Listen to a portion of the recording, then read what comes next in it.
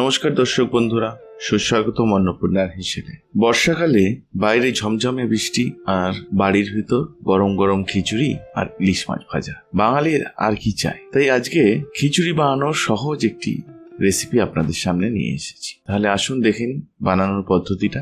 খিচুড়ি বানাতে প্রধান যে উপকরণগুলো আমাদের লাগছে সেটা হলো গোবিন্দভোগ চাল, মুগ ডাল আর মসুর ডাল। আমরা 250 গ্রাম গোবিন্দভোগ চাল নিচ্ছি আর তার সাথে মুগ ডাল এবং মসুর ডাল মিলিয়ে 250 গ্রাম ডাল নিচ্ছি। এছাড়া লাগছে 2 থেকে 3টে মিডিয়াম সাইজের আলু, একটা মিডিয়াম সাইজের ফুলকপি, টমেটো লাগছে 2.5 মতো, আদা বাটা বড় চামচের 1 চামচ, হলুদ গুঁড়ো বড় চামচের 2 চামচ, গুঁড়ো লঙ্কা লাগছে 1 চা চামচ, যদি এটা অপশনাল, চাইলে নাও ইউজ করতে পারেন। জিরে গুঁড়ো লাগছে 2 চা চামচ, গরম মশলা লাগছে 1 চা চামচ, ঘি বড় চামচের 4 থেকে 5 চামচ, সর্ষের তেল বড় চামচের 3 থেকে 4 চামচ, নুন স্বাদ মতো, চিনি স্বাদ মতো। এছাড়া ফোড়নে আমাদের লাগছে 2টো গোটা শুকনো লঙ্কা, 4টে লবঙ্গ, 4টে এলাচ, 2টো তেজপাতা, দারচিনি 1 ইঞ্চি সাইজের 2 টুকরো আর 1 চা চামচ গোটা জিরে। এবার একটা ডেচকি বা হাঁড়ি নিয়ে তাতে 6 থেকে 7 কাপ মতো জল ঢেলে ওভেনে বসিয়ে দেবো। এরপর চাল আর ডালটাকে ভালো করে পরিষ্কার করে ধুয়ে ডেচকিতে ঢেলে দেবো। তারপর যেভাবে আমরা ভাত রান্না করি সেই রকম ভাবেই চাল আর ডালটাকে ফোটাতে থাকবো। অন্যদিকে একটা কড়া নেবো, কড়াতে বড় চামচের 4 চামচ সর্ষের তেল ঢেলে দেবো এবং তেলটাকে গরম করে নেবো। তেলটা গরম হয়ে এলে 3টে মিডিয়াম সাইজের আলুকে হাফ করে কেটে নুন হলুদ মাখিয়ে আমরা কড়ায় ছেড়ে দেবো এবং নেড়ে চেড়ে ভাজতে থাকবো।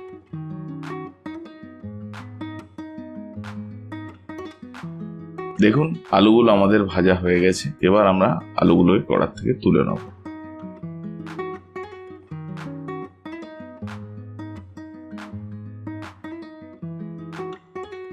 এবার মিডিয়াম সাইজের একটা ফুলকপিকে একটু বড় বড় করে পিস করে কেটে নেব এবং আলুর মতোই নুন হলুদ মাখিয়ে কড়াইয়ে দিয়ে দেবো এবং নেড়ে চেড়ে ফুলকপিগুলোকে ভাজতে থাকবো। দেখুন ফুলকপিটা আমাদের ভাজা হয়ে গেছে, কড়ার থেকে তুলে নেবো এটাকে।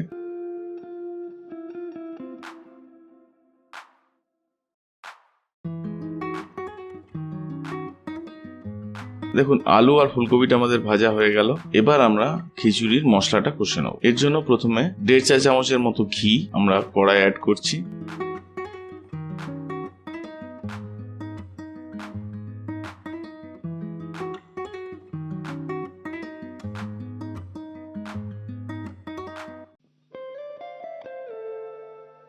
এর সাথে 3টে গোটা শুকনো লঙ্কা, 3টে তেজপাতা, 2 টুকরো দারচিনি, 4টে লবঙ্গ, 4টে এলাচ দিয়ে দিচ্ছি আর তার সাথে 1 চা চামচ গোটা জিরে কড়াই দিয়ে দিচ্ছি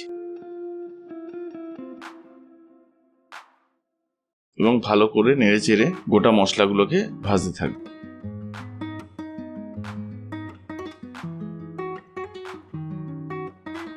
কিছুক্ষণ ভাজার পরেই মশলাগুলোর থেকে একটা খুব সুন্দর গন্ধ বেরোবে। তখন আমরা বড় চামচের 1 চামচ আদা বাটা কড়ার তেলে দিয়ে দেবো এবং নেড়ে চেড়ে আদাটাকে ভাজতে থাকবো যতক্ষণ না পর্যন্ত আদার কাঁচা গন্ধটা চলে যাচ্ছে।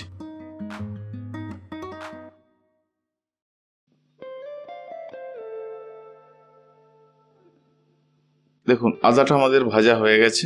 এবার আমরা 1 চা চামচ হলুদ গুঁড়ো আর 1 চা চামচ ঝাল গুঁড়ো লঙ্কা কড়ার তেলে দিয়ে দেবো। তারপর সামান্য একটুখানি নেড়ে চেড়ে ভেজে নেব।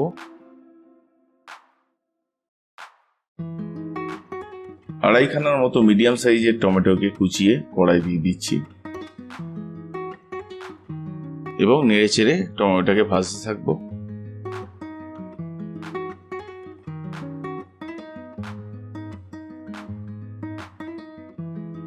সামান্য একটু নুনও টমেটোর ওপর ছড়িয়ে দেবো যাতে টমেটোটা তাড়াতাড়ি নরম হয়ে আসে। আর 1 চা চামচের মতো চিনি আমরা কড়াই দিয়ে দেবো এবং নেড়ে চেড়ে টমেটোটাকে ভাজতে থাকবো।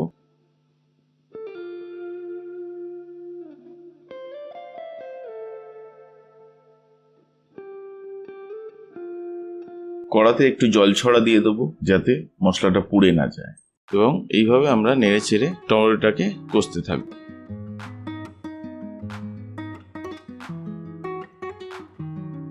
অন্যদিকে আমরা ভাত আর ডালটা চেক করে নেব। আমাদের ভাত আর ডালটাও সেদ্ধ হয়ে গেছে অলমোস্ট।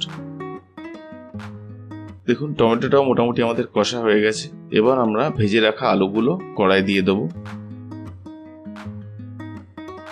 ভাজা আলুটা মশলার সঙ্গে 2-3 মিনিটের জন্য কষে নেব। এরপর সিদ্ধ হয়ে যাওয়া চাল আর ডালটা আমরা কড়াই ঢেলে দিচ্ছি। ভালো করে খুন্তি দিয়ে মশলার সাথে চাল আর ডালটাকে মিশিয়ে নেব এবং এটাকে ফুটতে দেবো।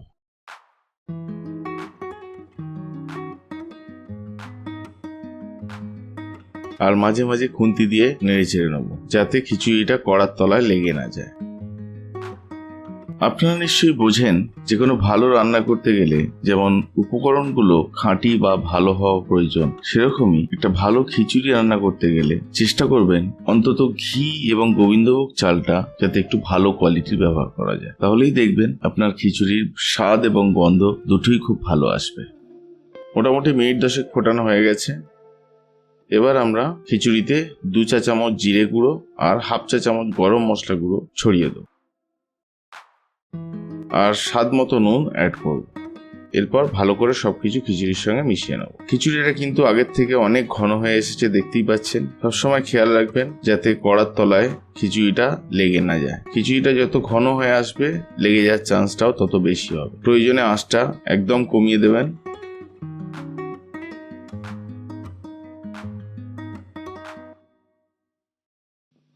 স্বাদ মতো একটু চিনি খিচুড়ির উপর ছড়িয়ে দেবো।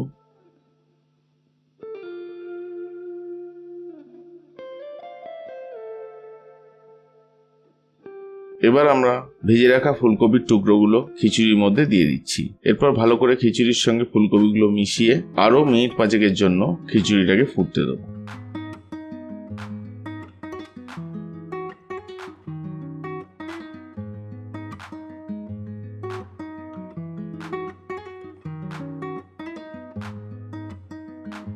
আমাদের খিচুড়ি প্রায় রেডি হয়ে গেছে। জাস্ট একটা ফাইনাল টাচ যেটা দেয়া বাকি আছে সেটা হলো 2-3 চামচের মতো ঘি খিচুড়ির উপর ছড়িয়ে দেবো।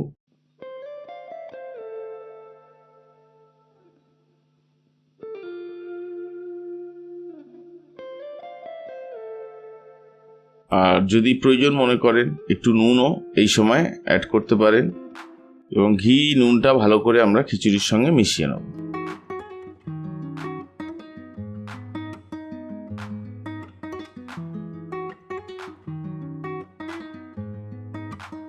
নিন, গরম গরম খিচুড়ি একদম রেডি। এবার আর কথা নয়, বৃষ্টির সাথে খিচুড়িটাকে উপভোগ করা যাক। ভিডিওটা ভালো লেগে থাকলে একটা লাইক এন্ড সাবস্ক্রাইব নিশ্চয়ই আশা করব আপনাদের থেকে। পরের ভিডিওতে আবার দেখা হচ্ছে। নমস্কার।